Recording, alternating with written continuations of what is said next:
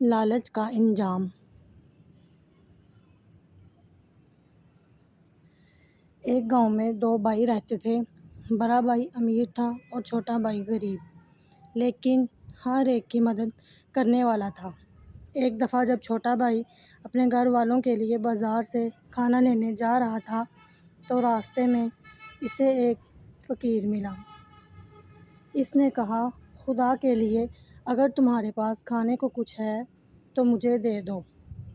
2 دن سے کچھ نہیں کھایا۔ چھوٹے بھائی نے فوراً وہ پیسے اس فقیر کو دے دیے۔ وہ فقیر بہت خوش ہوا اور اس نے کہا، تم نے میری مدد کی اور میں تمہیں اس کا انعام ضرور دوں گا۔ سیدھے مشرق کی طرف چلے جاؤ، وہاں تم کو ایک غار نظر آئے گا، اس میں 3 بونے رہتے ہیں۔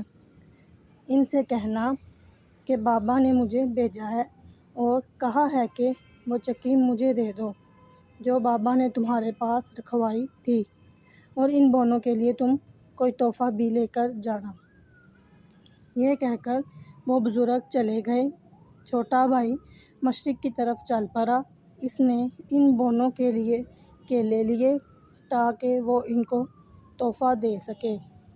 تھوڑی ہی دیر میں اس کو ایک غار نظر آیا۔ وہ اس غار میں چلا گیا۔ تینوں بونے اس کو دیکھ کر کھڑے ہو گئے۔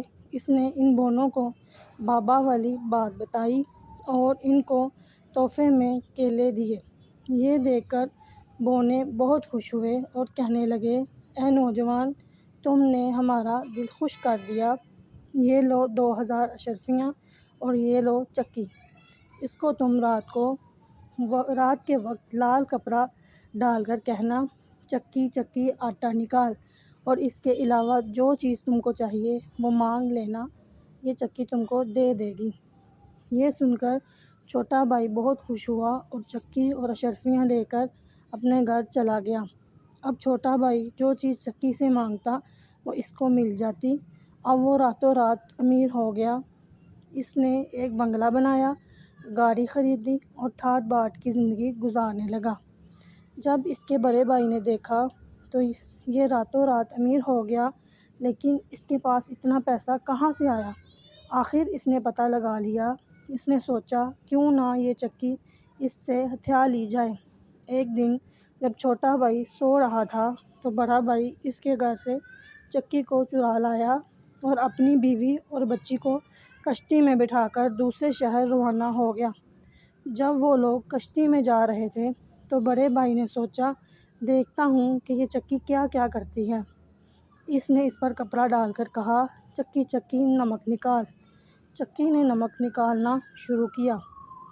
بڑا بھائی بہت خوش ہوا، پر تھوڑی دیر میں کشتی میں اتنا سارا نمک ہو گیا کہ چکی سمیت سب سمندر میں ڈوب گئے۔